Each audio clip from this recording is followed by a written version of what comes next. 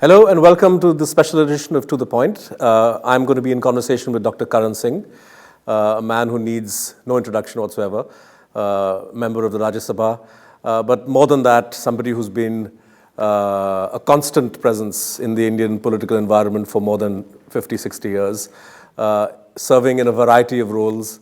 Today, sir, we want to talk about Indian foreign policy, and in particular the continuing imprint and relevance of Jawaharlal Nehru on the principles and practice of Indian foreign policy. Indeed.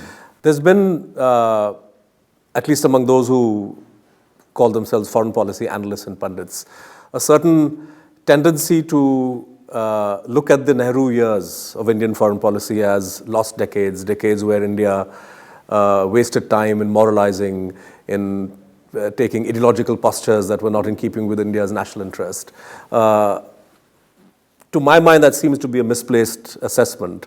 But there is a tendency to say that whatever Nehru stood for is not relevant today for Indian foreign policy. They're two entirely different things, Siddharth. Firstly, Jawaharlal Nehru was the father of modern Indian foreign policy. There's no doubt about it. Because after the British left, even before, he was the only one of the leaders in the national movement who had an international outreach. You know, he traveled around Europe, he attended various socialist international meetings and so on.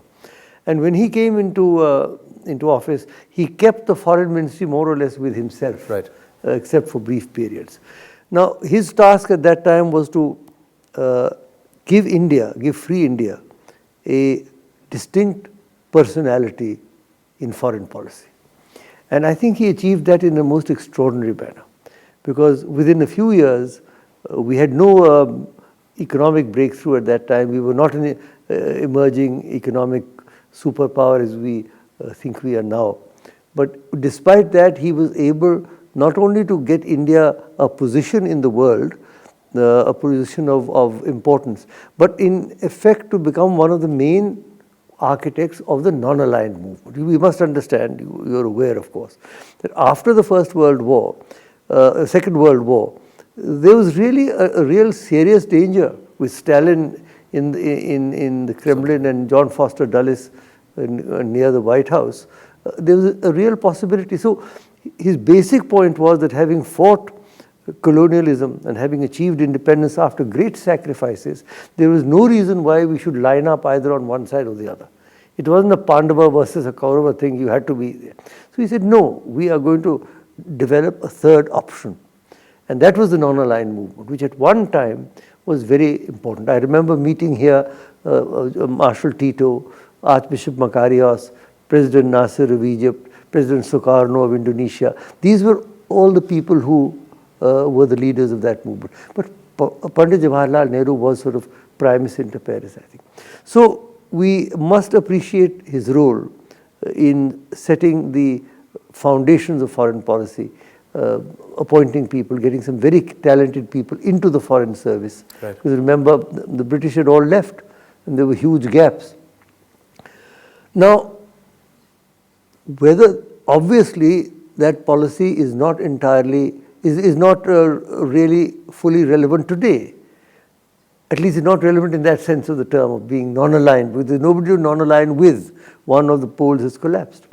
But I think basically the philosophy behind non-alignment was that India should have an independent foreign policy. It should not be guided by any of the big powers, and now America is the only big power left out of those two. And I think that is still relevant. And I think it's fair to say the pursuit of strategic autonomy, the pursuit of a strategy which increases India's room for maneuver. I think that was the underlying characteristic of the non-aligned movement and India's attachment to it, rather than an ideological. It was, yes, well, then ideological also in the sense that he was fiercely independent and he didn't want to be. And there were big moral questions of the day. There were lots of questions at that required time. India to take a stand. And the American position at that time was either you're with us or against us. That was not acceptable to him. And because we were not with them, they thought that we were constantly leaning toward the Soviet Union. So that's why there was a certain tension between India and America also at that time. The collapse of the end of the Cold War, the collapse of the Soviet Union, as you say, has altered the geopolitical landscape. There is only one pole in the strict sense, and even that you can argue whether And the now US there are is multiple poles exactly. developing. This has obviously opened up a very diverse area for India to pursue its national interest today. If you look at the last 10 years, we are in a way in a comfortable position of actually improving our relations with all the big powers at the same time, not necessarily at the cost of any. But there is a sense in which the United States still feels possessive about India's attachments. There is a sense in which the closer you draw to the United States, the greater the expectations in Washington about what India will do. Do you think this is going to be a game that will be hard for India to manage? In other words, to build closer ties with DC, but at the same time to keep America's expectations within bounds? Yes, of course, America's expectations will far exceed the realities on the ground. America has been very supportive, remember, in many ways. For example, the PL 480, those food grain ships. If they hadn't come, we would have been in a terrible position. And now the very latest, for example, the civil nuclear power agreement. But obviously when America comes up with some kind of a deal, they expect us to be more supportive in many ways. But I think we can manage. I think we can maintain our independence, and yet we must have good relations with all the poles, with America, with the European Union, and of course with ASEAN and with China also. With China, of course, China is a difficult situation. The unique set of circumstances, yes. I suppose. And yes. it doesn't help that the Chinese also often look at what India is doing with the United States as something of a zero-sum game. Yes, and Pakistan, they've been supporting Pakistan all the time, and America was supporting Pakistan. It was a very curious concatenation of forces. Right. But I think by and large we have held our own. And with our economic growth, our power abroad also is improving. It's time for us to take a short break right now. When we come back, we will focus a little bit more on the substance and the kind of foreign policy consensus that Nehru built and how that might be relevant for today's India. Please keep watching Rajya Sabha TV.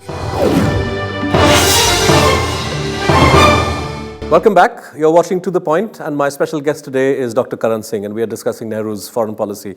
Dr. Karan Singh, one of the remarkable aspects of the practice of foreign policy under Pandit Jawaharlal Nehru was, at least somebody who's read about the period at the time, the remarkable amount of communication that he engaged in. He would write letters to chief ministers after foreign visits. He would in public rallies speak about complex international issues like Suez or Hungary. How important do you think that was to Nehru's practice? It was quite extraordinary. He was a great communicator to the Indian people. And he didn't think that foreign policy was something that should be the preserve only of the intellectuals or of the foreign establishment. He felt that the people of India should realize the importance of foreign policy. And that is why you're quite right. I've listened to many of his speeches. Wherever he went, he would mention problems that were at that time facing the world, not necessarily India, but generally problems facing the world. And also these letters to the chief ministers were extraordinary documents because they wrote about everything in the country, and whenever there was almost invariably a section on foreign policy. I remember I went to the Soviet Union. My wife and I went in 1961 as a guest of Mr. Khrushchev. When I came back, I sent a note to Panditji about it, and he promptly circulated it to all the ministers and all the governors. So he was really interested. He felt that foreign policy has to be part of domestic awareness. The reason I bring it up is today, if you look at the kind of complex issues that the government has to deal with within the neighborhood, for example, where a number of problems that we want to discuss or we want to resolve, say with Bangladesh or with Nepal or with Sri Lanka, ends up having a reflection on domestic politics, domestic state politics. There is a sense in which the government at the center has failed to carry political sentiment or the political leadership, say in West Bengal, in trying to reach an agreement with Bangladesh on the Teesta River waters or the boundary settlement. Are there lessons that could be learned from You see, the thing Panditji's own is, practice? Siddharth, remember that during Panditji's time, the center was much stronger than it is today. And the states were much weaker. Although we had great people in the states, very important leaders. But as a federal system, it was much more centric than it is today. Today, as a result of the rise of regional parties who have their own agenda and their own politics, the center has a more difficult task. Now, you're quite right, vis-a-vis Bangladesh, the West Bengal, vis-a-vis Sri Lanka, Tamil Nadu, vis-a-vis Pakistan, J&K and Punjab, the Rajasthan, Punjabi, they have issues, exactly. sort of as it were, diaspora. And so we have a lot of these vis-a-vis Nepal, we have problems with the Naxalites on our side of the border. So it is now becoming a more complex affair. And it isn't as if we can lay down the law for everybody. We have, in a way, if you're right, we failed to carry them, but then these are very emotive issues. How do you carry this Tamil Nadu on the Sri Lankan issue? I mean, what more can we do? The Prime Minister hesitated till the end, but ultimately the pressure was so strong that he was not able to go. Right. Even though on a detached or on an academic view, it would have been a good idea to go, but he just couldn't go. So these are constraints, shall we say. These are constraints which did not exist in Panditji's time, because he was such a towering personality. And the center was also very strong at that time. But it's not as if he didn't have to deal with contentious debates. The Nehru-Liaquat Pact, for example, Nehru-Liaquat Pact. very fractious within his own party. Very. Relations with China, he often was accused of being too soft. Yes. But he weathered a lot of those storms. He weathered a lot of the storms. Ultimately, it was the Chinese debacle that really shattered him. Because it's a complex issue, one doesn't want to get into it, but the forward policy that we adopted, I'm not sure whether we were ready to sustain it at any rate. Sustain it. And I think that Krishna Menon had a lot to do with that disaster, but that's a different matter. Panditji had many successes, he also had some failures. And the shadow of that one signal failure never left him for the rest of his life. No, it didn't, because he arguably, in a way, it hastened his end, I think. And also left its imprint on the practice of India's policy with China until the mid-80s, until it took the visit of his grandson, actually, Rajiv Gandhi did the breakthrough again. So we are still grappling with Pakistan, we're still grappling with problems with China, with Bangladesh and so on. So this is going to continue.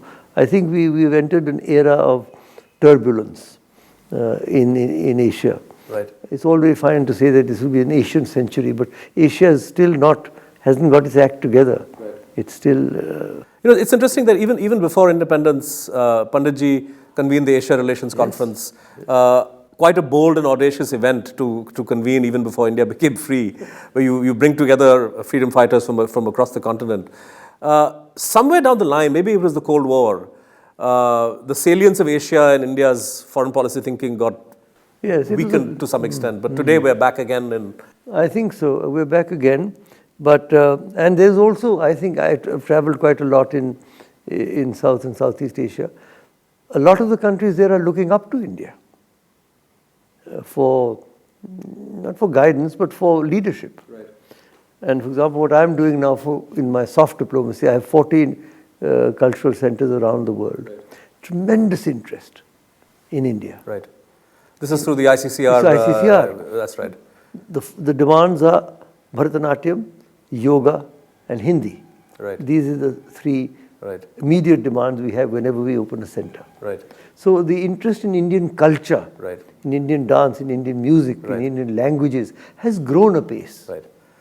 Right. I'll ask you to hold that thought because we'll take a short break, and when we come back for the final segment, I want to focus a little bit more closely on the capabilities, if you were, of capabilities of the Indian system to pursue its foreign policy interests both through soft power as well as hard power. Please keep watching RSTV. Welcome back to The Point. Dr. Karan Singh, in many of the Standing Committee hearings on the functioning of the Ministry of External Affairs in Parliament, this question has repeatedly come up about the capabilities, something so simple as the numerical strength of the Indian Foreign Service. If you compare the number of officers, number of diplomats in the IFS with, say, Egypt or Cuba or Brazil, countries that are much smaller in terms of their population, in terms of their global footprint. It's shocking how much we accomplish with such a small pool of people. Where's the constraint? Why are we not able to expand? We've been asking this question for many years. I'm a member of the External Affairs Committee, and we've been saying that it's woefully inadequate. They're doing a good job. One meets them as one goes around the world, the foreign service officers, but there are not enough of them. And in every mission which I visit, there's always 1 or 2 or 3 vacancies. Now, there's no good reason why we can't get more. We have to do 2 things. Firstly, we have to extend our input. In other words, we've got to get more young people into the foreign service every year. So that's through regular UPSC recruitment. Regular UPSC recruitment, that must be at least doubled or trebled.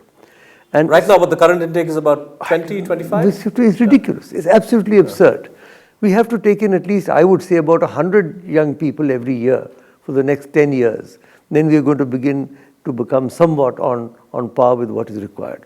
Secondly, we have to now start lateral entry. In other words, we have to have a situation where people can come in, whether they're technical people, whether they're academics, whatever. That's what I've tried to do with in my cultural centers. I've got intellectuals and others in as directors. Does that create resentment among the... It does. The cadre people generally like, but they can't provide the people. They don't have the people. So now they've come to the stage where they say, you get somebody. Right. We can't spare anybody. Right.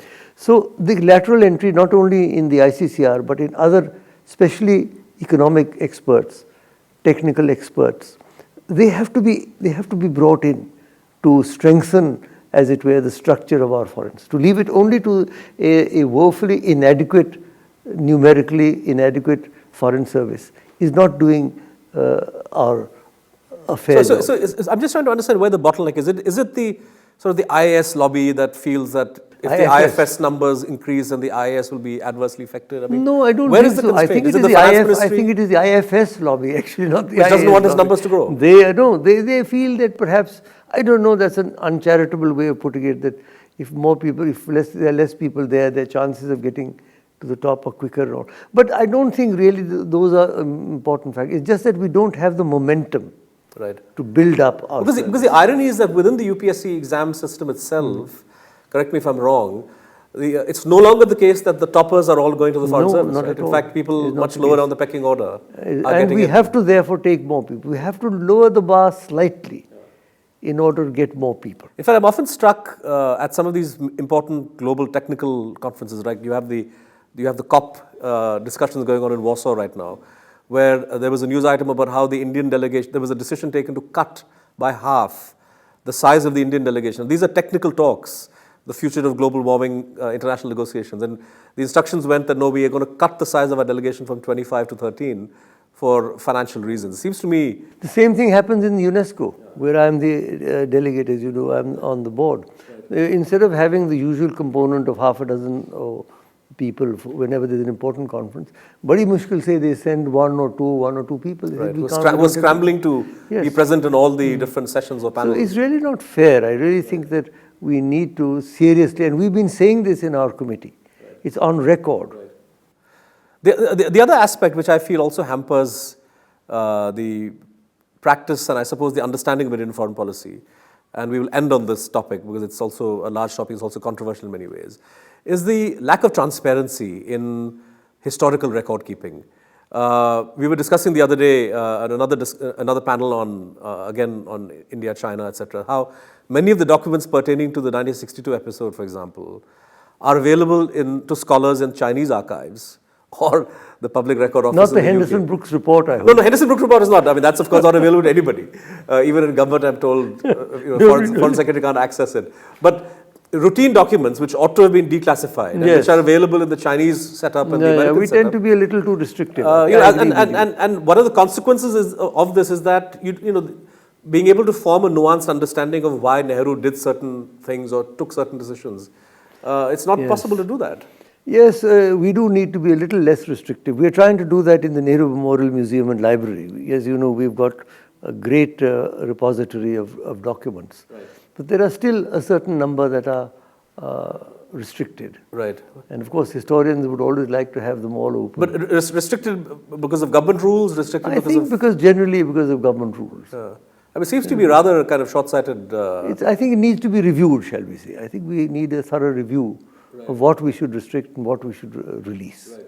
Because unless a country is able to come to terms with what happened in the past and actually subject the diplomatic record to the kind of scholarly scrutiny that other countries around the world Individuals should do it. I have put my letter, my whole correspondence with Jawaharlal Nehru, as you know, and with Indira Gandhi. There are 2 large volumes by Penguin. Right. Put them out in the public domain. Right. And a lot of, these are the sort of building bricks that build up the repository of our archives. Do you feel that not enough Indian diplomats and those who've been through the system have committed their own memoirs to paper? This is a problem. I think so. I think they should, because some of them may be boring, but there can be nuggets. There can be a lot of information to be found in those documents. Right. And of course, there was no better master than this in the art of writing than Panditji himself. He is my guru.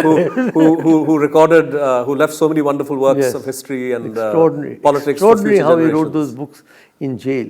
Absolutely. I mean, what a mind he had. Absolutely. And essentially the principles endure even if the circumstances under which he wrote things. I think it's very important to realize that, because does seem to be a concerted attempt to sort of denigrate his achievements. Exactly. Now, I'm not it's not a hagiography, but I do feel that what he did was unique for 17 years. Absolutely. And that needs to be... Absolutely. And laying a platform which allows India to then emerge finally. Obviously, the situation changes. Absolutely. And will continue to change. Absolutely. On that point, sir, thank you very much for joining us this evening. Thank you.